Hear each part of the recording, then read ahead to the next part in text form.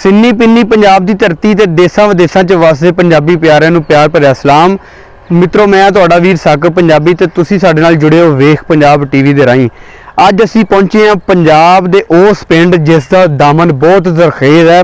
इस पिंड नूं सर गंगा राम हुरां वसाया ते सर गंगा राम उस इंसान दा नाम है जिस दे दान ने कदे भी रंग नस्ल जुबान ते मजहब की सरहद नहीं वेखी। गंगापुर का पुराना नाम 591 गुगेरा दर्ज है, पर जदों तो सर गंगा राम ने इस जमीन नूं ब्रिटिश सरकार तो खरीदिया अते इस नूं वसाया, उस तो बाद इस नूं गंगापुर दे नाम नाल जाणिया जांदा है। दस्सण वाले दसदे हन कि हज़ारां एकड़ विच फैली ये जागीर पानी दे पੱਧਰ तो ਉੱਚੀ होण कारण बंजर अते रहण दे काबिल नहीं सी। गुगेरा ब्रांच दी नहर वह रही सी, पर पानी नूं ਉੱਚੀ ਜ਼ਮੀਨ तक कौन पहुंचाउंदा। आखिर विच सर गंगा राम होरां एक वड्डी मोटर मंगवाई। गंगापुर दे विच पानी लियाउण वास्ते इस दी वरतों करन दा फैसला कीता। ਇਹ मोटर लाहौर तो मंडी बुचियाना तक ते आ सकती सी, लेकिन अगे गंगापुर तक इस मोटर नूं लैके जाना शायद मुमकिन नहीं सी, जिस करके ये 3 किलोमीटर तक रेलवे ट्रैक विछाया गया जो पूरी दुनिया दे विच घोड़ा ट्रेन के नाम तो मशहूर होया।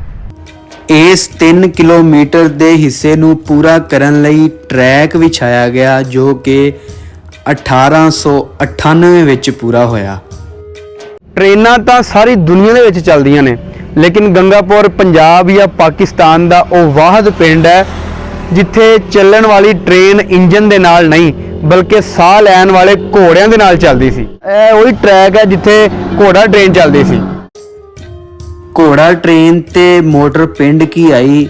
सावन तो बाद पहली वार धरती नूं पानी दी बख्शिश होई ते महीनिਆਂ ਵਿੱਚ खेत सुनहरी फुੱਲਾਂ ਨਾਲ ਢਕੇ गए।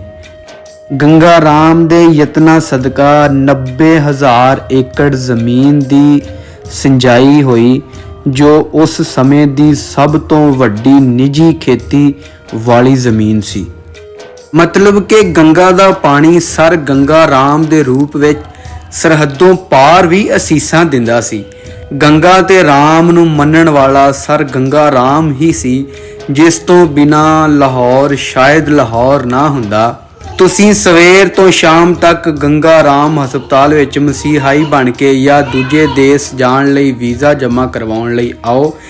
चिट्ठी लाउण लई GPO या कचहरी लायलपुर अदालत रनाला खुर्द बिजली घर एचिसन कालेज सैगल हाल तो म्यू हस्पताल ते होर कई इमारतां सर गंगा राम नूं साडे चेतिਆਂ 'ਚ ਰੱਖਦੀਆਂ ਨੇ।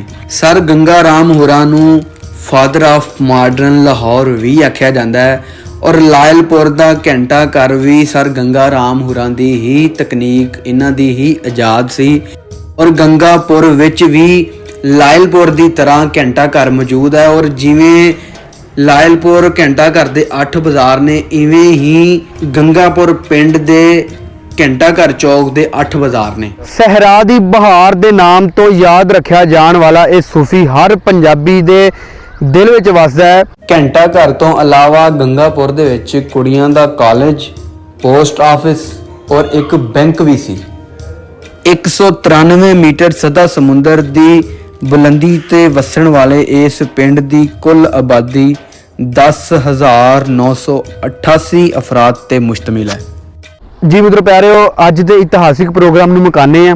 अपना ते अपने प्यारिਆਂ ਦਾ रखियो बहुत सारा ख्याल। जिउंदे वसो ते खिड़ खिड़ हसो। रब राखा।